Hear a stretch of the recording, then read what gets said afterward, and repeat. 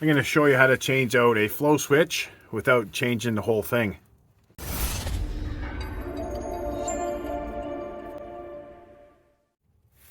So when you get your flow switch, your switch will already be in there. So it'll be like that.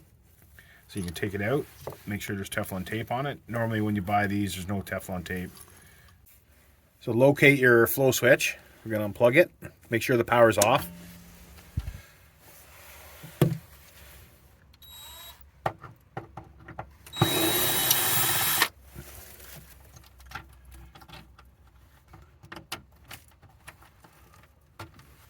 Everything might be all tied together with tie wraps. So you follow it back, and more than likely you'll have yours all tie wrapped together. You got to be careful cutting those out. So just follow it all the way back. You can also just cut it, the old one. You can just cut it. It's easier to undo. Just grab yourself a big towel, big beach towel. And we're going to get it over top everything. So what we're going to do is we're going to unscrew this and then put our hand over it. Just put the towel too. And then at the same time, we're going to set up the new one and we're going to put it in. But you got to be careful because of this. You don't want to be, don't be in a super big hurry because a lot of people will go up and they'll catch this and then bend it. So you want to, when you're putting it in, you want to put your finger like that and up and then screw it on.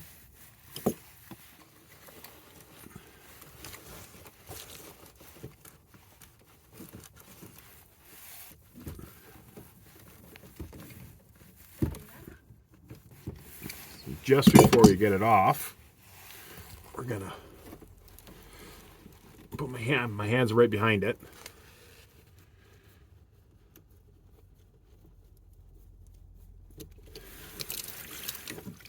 So I'm just gonna put my thumb up in there so it's not leaking as bad.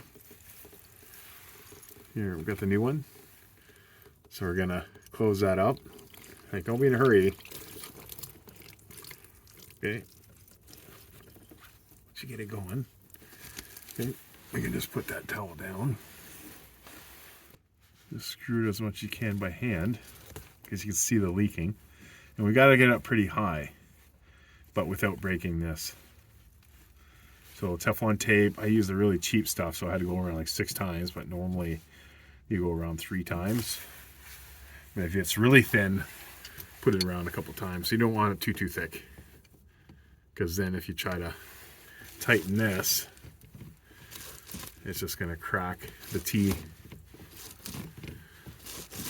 And you remember, see that arrow, we got to make sure that little flap in the back is going that way. So it's going to touch.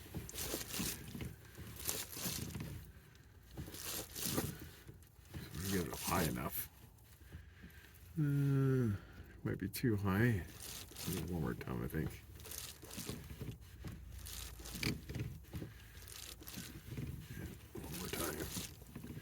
Now when the water's going, you can adjust it. It's kind of hard to see. Make sure it's like that straight. And just run your new wire through.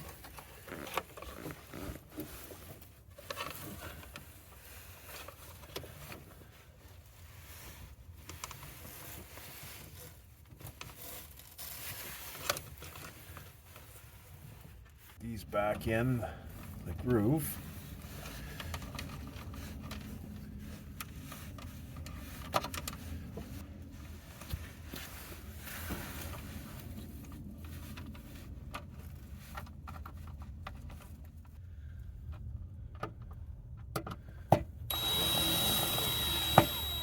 Just snug. Snug. We're going to take our sensor and we're going to plug it back in. And make sure that you know that it's in, because you don't want to bend those little pin that's on the circuit board. There you go. Just like that. Then we'll turn it back on and see what it does.